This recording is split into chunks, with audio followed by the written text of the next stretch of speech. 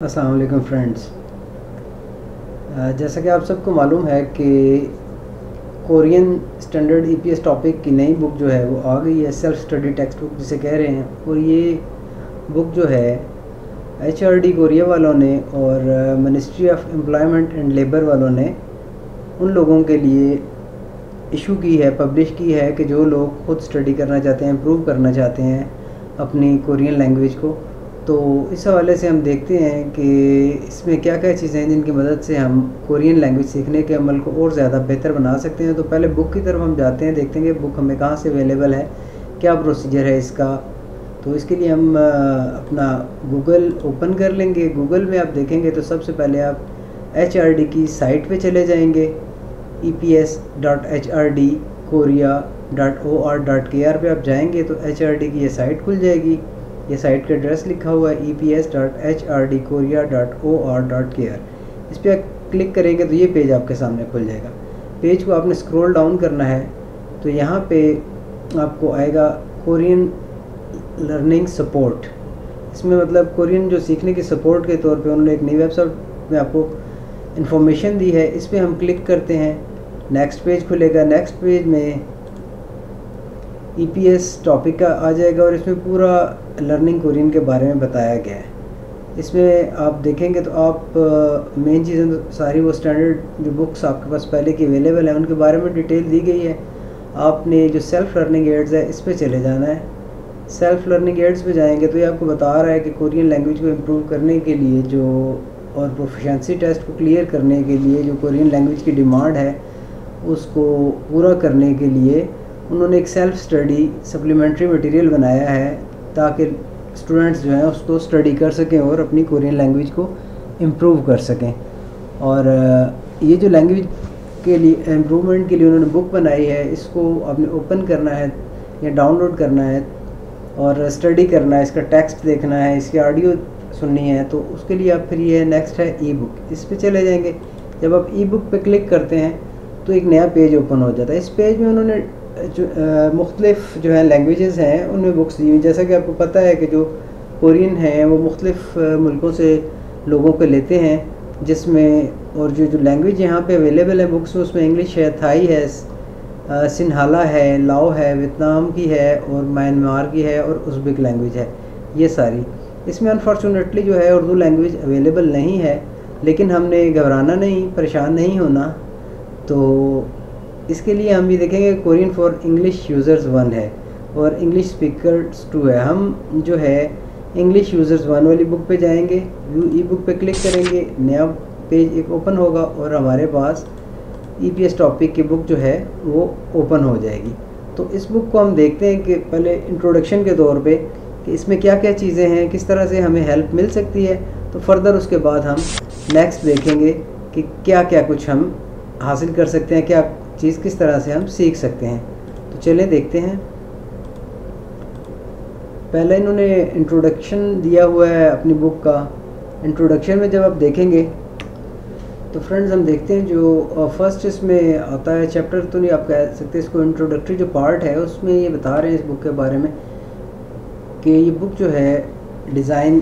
किस लिए की गई है, क्या पर्पज़ है इसका। बेसिकली जो पर्पज़ है, उन्होंने देखे गैर मुल्की जो फॉरेनर्स जाते हैं उन्हें कोरियन मतलब सीखना जो मुश्किल है, तो वो कहते हैं कि आजकल के जो हालात जैसे चल रहे हैं कि आपको टीचर की अवेलेबिलिटी मुश्किल हो गई है,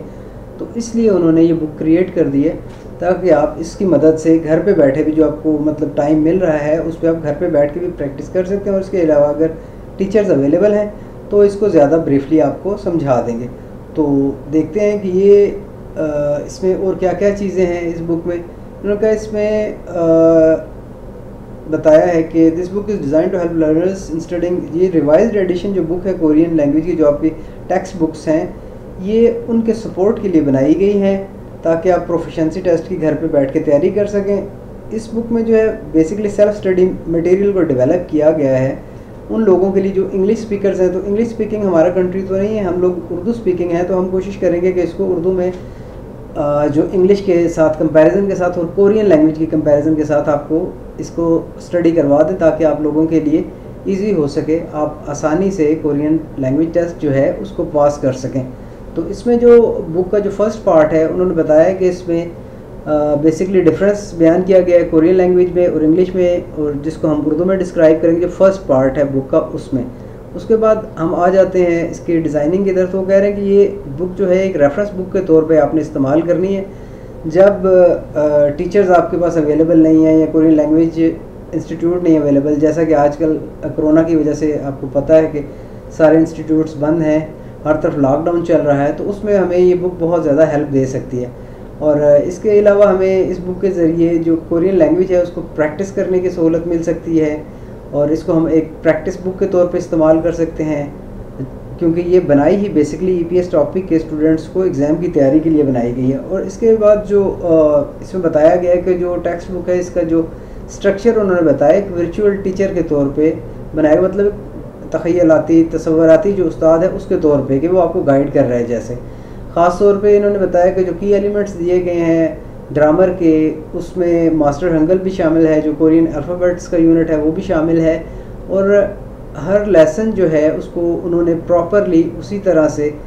तैयार किया है कि स्टूडेंट्स उसको आसानी से समझ सकें। इसके अलावा अपेंडिक्स में इसके वोकेबलरी की लिस्ट भी है, अल्फाज जो मुश्किल है उनका है, इसके बाद वर्ब्स हैं, एडजेक्टिव्स हैं, कंजुगेशंस उनके हैं, और ये सारा कुछ उन्होंने इसलिए दिया है ताकि आप लोग इसको आसानी से समझ सकें, आसानी से कोरियन लैंग्वेज आपको आ सके और आप EPS टॉपिक का जो आपका एग्ज़ाम है उसको अच्छी तरह से पास कर सकें। इसके बाद बताया गया इसमें कि जो कंटेंट्स हैं डायलॉग दिए गए हैं, मतलब बोलचाल का तरीका कर दिया गया, उसमें इन्होंने टेक्स्ट भी ऐड कर दिए हैं, मतलब अल्फाज लिख के दे दिए हैं, जो वहाँ पे आपस में बातचीत है उसको लिख के बता दिया गया है, तो ताकि उससे हम समझ सकें कि किस तरह से डायलॉग आपस में करना है, किस तरह से बातचीत आपस में करनी है। तो इसके साथ साथ उन्होंने वोकैबुलरी आइटम्स दे दी हैं, एक्सप्रेशंस दे दिए हैं जो कि पूरे के पूरे टेक्स्ट में, लेकिन वो इंग्लिश में है तो हम उन्हें उर्दू में जो है ट्रांसलेट करके आपकी सहूलत के लिए दे देंगे ताकि आप लोग आसानी से समझ सकें कि इंग्लिश फिर एक आपके लिए फ़ॉरेन लैंग्वेज के तौर पे मुश्किल हो जाएगी, तो हम उसको उर्दू में ट्रांसलेट कर देंगे। तो इसमें जब आप टेक्स्ट रीड करेंगे तो स्टूडेंट्स को एंड पे जो है क्वेश्चंस बताए जाते हैं, हमसे कंफर्म किया जाता है कि आपने कितना समझ लिया, कितना सीख लिया, और आपका जो लेवल ऑफ अंडरस्टैंडिंग है टेक्स्ट को समझने का, कोरियन लैंग्वेज को समझने का, वो आपको खुद पता चल जाएगा कि वो किस हद तक आपने गेन कर लिया, कितनी आपने कोरियन लैंग्वेज पे अबूर हासिल कर लिया है। ये हम इसकी प्रैक्टिस से सीखेंगे। इसके बाद आ जाते हैं हम वोकैबुलरी की तरफ। तो वोकैबुलरी में इसमें इन्होंने एक थोड़ा सा रीअरेंजमेंट की है जिसमें अल्फाज मुतज़ाद मिलते जुलते अल्फाज जो हैं उनको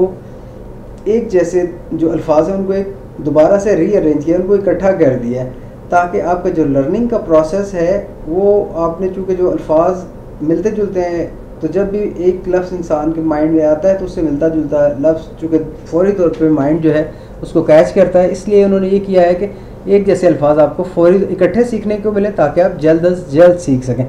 इसके अलावा जो उन्होंने वोकैबुलरी की एक्सरसाइज दी हुई है टेक्स्ट बुक में, और एडिशनल क्वेश्चन मतलब इजाफी सवालात भी दिए गए हैं। अगर इनको पेज पे और स्पेस ज़्यादा मिलती है तो वहाँ पे उन्होंने इजाफी सवालात दे दिए हैं ताकि आप उसको वोकैबुलरी को, अल्फाज जो कोरियन है उनको बेहतर से बेहतर और जल्द अज जल्द उनको समझ सकें और सीख सकें।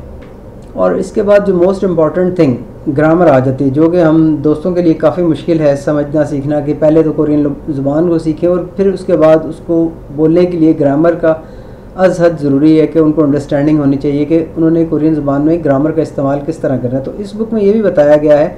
कि ग्रामर को उन्होंने टेबल्स की सूरत में आपके लिए अच्छी अंडरस्टैंडिंग के लिए, अच्छी तरह समझने के लिए टेबल की सूरत में उसको दिखा दिया गया है,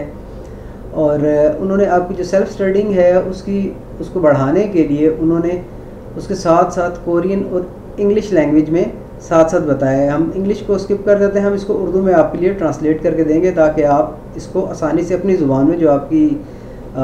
मतलब बोलने वाली लैंग्वेज है जिसमें आप बातचीत करते हैं, उसमें आप इसको आसानी से समझ सकें। और जो हर ग्रामर की जो भी चीज़ है इसमें बयान की गई है, उसमें सबसे पहले उन्होंने मिसालिया जो जुमले हैं वो बनाए हैं, और उसके बाद उन्होंने उससे मिलती जुलती चीज़ें ग्रामर की लेके उन्होंने उसको कवर किया है ताकि आपको समझने में आसानी रहे। जिससे ऐसा होता है कि जब आपको मिसाल किसी चीज़ की दी जाती है तो समझने में आसानी होती है, अंडरस्टैंडिंग ज़्यादा बेहतर होती है, और आप दोनों लैंग्वेजेस को मतलब इंग्लिश और कोरियन और जो हम करा रहे हैं बीच में, वो उर्दू और कोरियन का समझने का आपको अंदाज़ा होगा, और जो दोनों में फ़र्क होगा वो आपको बेहतर तरीके से पता चलेगा कि इसमें क्या फ़र्क है और किस तरह से इसको आपस में आपने समझना है। इसके बाद जो बुक का नेक्स्ट पार्ट है उसमें उन्होंने प्रैक्टिस के लिए भी एक अलग जगह दी है, जिसमें आप लोग जो वोकेबलरी सीखेंगे, जो नए अल्फाज सीखेंगे, और ग्रामर की जो प्रैक्टिस है वो आप उसी तरह जैसे ही आप सीखते हैं एक लेसन, उसके फौरी तौर पे नया पेज वहाँ पे आ जाता है और उस पर आपने जो कुछ सीखा होता है उसकी आप प्रैक्टिस कर सकते हैं। इन्होंने वोकेबलरी की जो एक्सरसाइजेज हैं वो वोकेबलरी जहाँ पे दी है उसके फौरी तौर पे बात दे देते हैं, ताकि आप जो कुछ सीखते हैं, जो कुछ आपने याद किया है, आप उसकी प्रैक्टिस कर सकें। इसके बाद जो ग्रामर की एक्सरसाइजेज हैं उनको भी ग्रामर का जो टेबल है उसके फौरी बाद दे दिया गया है, ताकि आपकी जो समझने की और सीखने की जो इस्तेदाद है वो बढ़ सके। और इसके बाद है ग्रामर और वोकेबलरी जब एक लेसन की पूरी हो जाती है तो उन्होंने इन दोनों चीज़ों को मिला के उसकी एक अलग मश्क बनाई है, एक्सरसाइज बनाई है, ताकि आप उसी पूरी जो ग्रामर और वोकेबलरी है उसकी प्रैक्टिस इकट्ठी कर सकें और आपको पूरे लेसन का पता चल सके, और उन चीज़ों की प्रैक्टिस के बाद अब जो सवालात हैं उस लेसन के मुताबिक उनको प्रॉपर तरीके से जवाब दे सकें उनका। इसके बाद जो बुक का फॉर्मेट है उसमें एक एक्टिविटी भी दी गई है हर लेसन के एंड पे। एक्टिविटी का ये मतलब है कि जो कुछ आपने उसमें सीखा है आप उसमें अपना कंटेंट जो है चेक कर सकें, आप अपने लर्निंग प्रोसेस को चेक कर सकें कि आपने जो कुछ सीखा है वो प्रॉपर है या नहीं है। तो ये भी आपकी प्रैक्टिस के लिए यहाँ पे दिया गया है इस बुक में। और अगर जहाँ पे स्पेस अवेलेबल है तो इन्होंने क्विज़ छोटा सा बना दिए, छोटे छोटे सेक्शंस बना दिए सवालात के, ताकि आपको लर्निंग का प्रोसेस जो है मज़े का लगे और आप इसे अच्छी तरीके से समझ सकें। नेक्स्ट जो इसमें टॉपिक आता है वो है इंफॉर्मेशन एंड कल्चर का। इंफॉर्मेशन एंड कल्चर से ये मुराद है कि आप इस बुक को पढ़ते हुए उन्होंने आपको तरीक़ाकार बताया कि कोरिया में जो कल्चर इस्तेमाल होता है वहाँ पे बातचीत जब आप करते हैं तो किस तरह से करनी है, कुछ लेना देना है किसी से तो किस तरह से करना है, कहीं पे आना जाना है तो किस तरह से आपने बात करनी है। ये सारी चीज़ें आपको इंफॉर्मेशन एंड कल्चर में इस बुक में उन्होंने टेक्सचुअल तौर पे भी मतलब लिख के भी, और इसके अलावा आपको पिक्चोरियल शेप में भी समझा दी है। इसमें आप मतलब तस्वीरों को भी देख के समझ सकते हैं कि जो कल्चर है वहाँ का वो क्या है, और साथ साथ उन्होंने टेक्स्ट में भी लिखा हुआ है कि किस मौके पे आपने किस तरह से किसी से पेश आना है। इसके बाद एक और इम्पॉर्टेंट चीज़ है प्रोनंसिएशन की। प्रोनंसिएशन आप बेहतर समझते हैं, जैसे कि मतलब आप जो कोई लफ्ज़ बोलते हैं तो उसको बोलने का तरीका कार क्या है। तो जब हमारे पास कोई टीचर आजकल अवेलेबल नहीं है कोविड की वजह से, या कॉलेजेस बंद हैं और लॉकडाउन चल रहा है, तो उसमें ये बुक हमें हेल्प देगी कि अगर हमें इसके साथ ऑडियो मिल जाती है, हम कोशिश करेंगे कि वो अवेलेबल हो जाए आपके लिए, तो वो आप जब उसको लिसनिंग में यूज़ करेंगे तो साथ ही आपकी प्रैक्टिस होती जाएगी कि जो कुछ लिखा हुआ आपके सामने कोरियन में आ रहा है उसको आप जब सुनेंगे भी तो अंडरस्टैंडिंग आपकी वो ज़्यादा बेहतर से बेहतर होगी। और इस बुक में उन्होंने 27 जो है ना प्रोनंसिएशन आइटम्स रखी हैं, जिसमें वावल भी हैं, कॉन्सोनेंट्स भी हैं, और phonological phenomena as well as other, और जो कोरियन मुख्तलिफ चीज़ें हैं जो मतलब आपके लिए समझना मुश्किल है, उन सब चीज़ों को इस टेक्स्ट बुक में उन्होंने इकट्ठा कर दिया है ताकि आप लोगों की अंडरस्टैंडिंग बेहतर से बेहतर हो सके और कोरियन आप इजीली और क्विकली सीख सकें। और लास्ट में जो इसके इंट्रोडक्शन में दिया गया है, इन्होंने कहा है कि बेसिकली इसमें सारे टॉपिक्स कवर कर देने के बाद जो रीडिंग और लिसनिंग के सेक्शन हैं ये भी इन्होंने कवर कर दिए हैं। और बुक बनाने का मेन पर्पज़ ये है कि अगर आपको टीचर नहीं अवेलेबल तो जो स्टूडेंट्स हैं वो कोरियन लैंग्वेज को खुद भी सीख सकें, और अगर टीचर मिल जाता है कोई तो दैट्स वेल एंड गुड, लेकिन आजकल की सिचुएशन में अगर टीचर नहीं मिल रहा तो आप इसको घर पे बैठ के बहुत इजीली सीख सकते हैं। और हमारी नेक्स्ट वीडियोस में इसकी जो आपको टेक्स्ट भी मिलेगा और साथ ही हम इसकी ऑडियो भी आपको के लिए अवेलेबल कर देंगे, ताकि आप इजीली जो उनका पर्पज़ है और जो आपका पर्पज़ है एग्ज़ाम को क्लियर करने का उसको आप फुलफ़िल कर सकें। तो फ्रेंड्स ये इंट्रोडक्शन था हमारा IPS topic self study text book 1 का, जो अब हम नेक्स्ट वीडियोस में शुरू करेंगे, इसकी ऑडियो भी और इसकी प्रैक्टिस भी, ताकि आप लोग अपना टाइम ज़ाया ना करें। और जिन लोगों को हेल्प चाहिए, गाइडेंस चाहिए, वो हमें कमेंट्स में भी पूछ सकते हैं, क्वेश्चन कर सकते हैं, आपको पूरी गाइडेंस दी जाएगी अंडरस्टैंडिंग के लिए। और बाकी चीज़ें आप साथ साथ चलते रहें, देखते रहें तो बेहतर है। तो उम्मीद है कि आप लोग अगर प्रॉपर तरीके से प्रैक्टिस करते रहे तो EPS टॉपिक का जो आपका एग्ज़ाम जो नेक्स्ट मंथ में शुरू होने वाला है वो आप बहुत अच्छी तरीके से उसको पास कर सकेंगे और जल्द अज आप कोरिया जा सकेंगे। Thank you. फिर अंटिल नेक्स्ट वीडियो, अल्लाह हाफिज़।